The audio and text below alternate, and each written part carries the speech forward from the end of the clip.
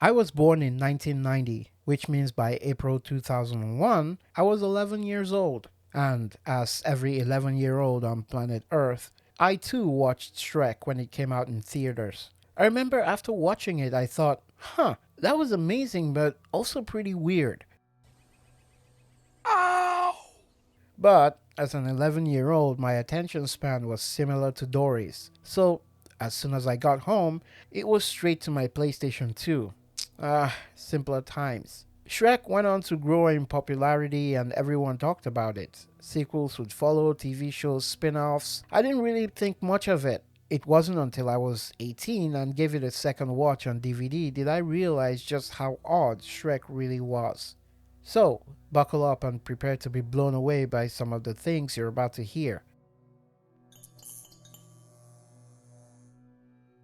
Shrek was very unique for two very important reasons. One, it subverted the narrative. You know the narrative. A perfect, handsome prince rescues the helpless but perfect, beautiful princess. And now they live happily ever after, blah blah blah. Instead, we get an ugly, reclusive ogre, and rather than a weak princess who needs to be rescued, we get one that kicks butt. The royal prince actually turns out to be the villain of the movie. And second thing that made it unique is the adult themes. It literally starts with potty humor, farts, and all that. But there are also sexual innuendos hidden in it. We even get to see the gingerbread man getting tortured. This was not a thing in PG movies before 2001. So, why was it so weird? If you watch Shrek, you'll notice something very strange about everything in it. It has Disney fairy tales written all over it without explicitly saying Disney. In fact, if you pay attention, Shrek is the movie equivalent of a diss track aimed at Disney. But in order to understand the jokes and jabs, you must first understand the history of the two men behind the feud, Jeffrey Katzenberg and Michael Eisner. Remember those two names and faces. It's important. Jeffrey Katzenberg was an executive at Disney Animation. He served as the chairman of Walt Disney Studios from 1984 to 1994. He left because of a huge falling out between him and Michael Eisner, CEO of Disney at the time. During his tenure, Disney Animation Department would go from being the least successful to most profitable, producing massive hits like The Great Mouse Detective, Who Framed Roger Rabbit, Oliver and Company, The Little Mermaid, Beauty and the Beast, which of course was the first animated movie ever nominated for an Oscar for Best Picture. This had never been done before. We got Aladdin and of course The Lion King. Incredible success after success after success. These are the classics you think of when anybody mentions Disney. To top off his success, he was the one who brokered the deal that gave Disney exclusive rights to Pixar. So it was understandable that he felt cheated when Eisner, CEO, refused to promote him to president. Katzenberg left Disney in '94 and filed a lawsuit for what he thought he was owed. Disney decided to settle out of court to minimize the damage for $250 million. He took that money and, you guessed it, started DreamWorks Animation with Steven Spielberg and David Geffen. What followed next was trolling of epic proportion. An early DreamWorks project was Ants. Does this movie remind you of something? Yes it does. Pixar's A Bug's Life. DreamWorks also produced Shark Tale. Yes, it's a ripoff of Finding Nemo. Ants in particular came out a month before A Bug's Life. But if it was a ripoff, how did that happen? Well, while he was still at Disney, Katzenberg listened to the folks at Pixar pitch the stories for both A Bug's Life and Finding Nemo. He was determined to make similar movies but faster. He did something else that would change the security around movie studios forever. You see, visiting friends used to be very easy at movie studios until Katzenberg stood in the parking lot of Disney. He would offer Disney employees jobs that paid more money, and it was relatively easy to convince them because they recognized him and he knew a lot of them, so he was friendly with them right off the bat. Plus, more money, who's not going to take that? Disney would lose a lot of high-value, experienced employees, especially animators. This is why studios are closed off to visitors today. Disney started it, and the others would follow soon after. Now that we've established the animosity between Katzenberg and Eisner, you can begin to understand Shrek better. The plot of Shrek itself is meant as a dig towards Disney's happily ever after trope we were accustomed to. Shrek is meant for the average person, not prince and princesses. We are giving the ugly truth. We are all deeply flawed, but we still deserve to be loved and to love ourselves.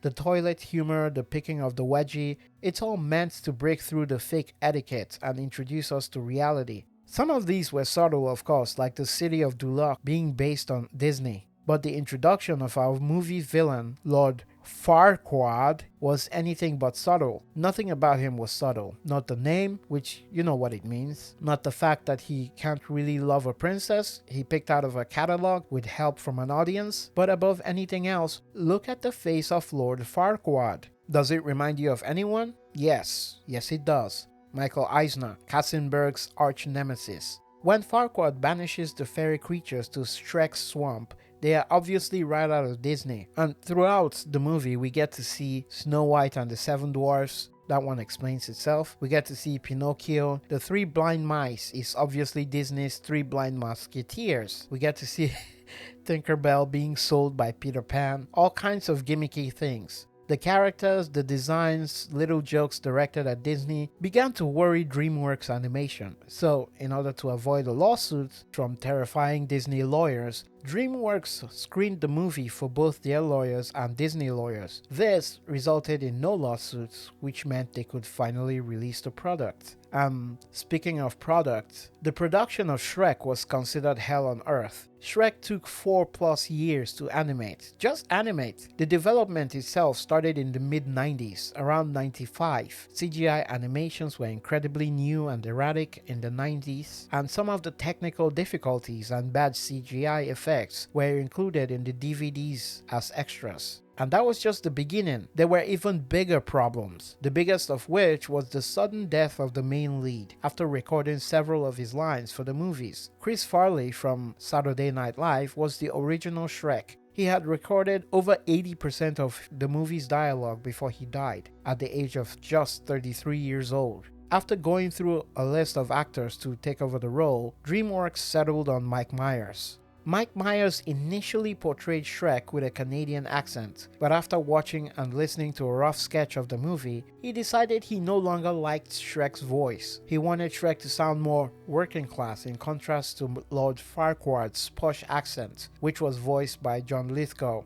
Could you imagine doing that? Scrapping the whole voice of the lead actor and doing it over again? According to reports, Mike Myers' re-recording of Shrek in a Scottish accent costs millions. Of course, we know it paid off, obviously, it was brilliant. But at the time, these setbacks were time-consuming, expensive, and demoralizing for the production crew. It was so bad, working on Shrek was considered a punishment by DreamWorks employees. If you didn't work hard enough and contribute enough on Prince of Egypt or other projects, you were sent to the basement to work on Shrek.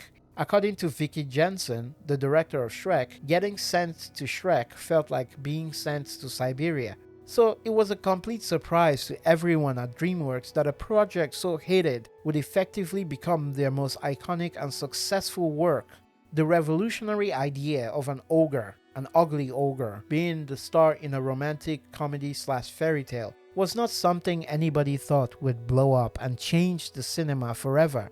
But when the movie was widely released in 2001, it immediately topped the box office, received critical acclaim, and won the first ever Academy Award for Best Animated Feature. This award didn't exist before 2002. Over the years, there were criticisms that the Oscars didn't give animations the recognition they deserved, and with the dominance of Shrek, those criticisms became impossible to ignore. How dominant was Shrek? It grossed over $500 million with a budget of just $50 million. Let me be clear, Shrek saved DreamWorks Animation. They made so much money from it, they were able to fund other big projects like Madagascar, Kung Fu Panda, and How to Train Your Dragon. None of these iconic movies would have been financially possible without Shrek. Wow!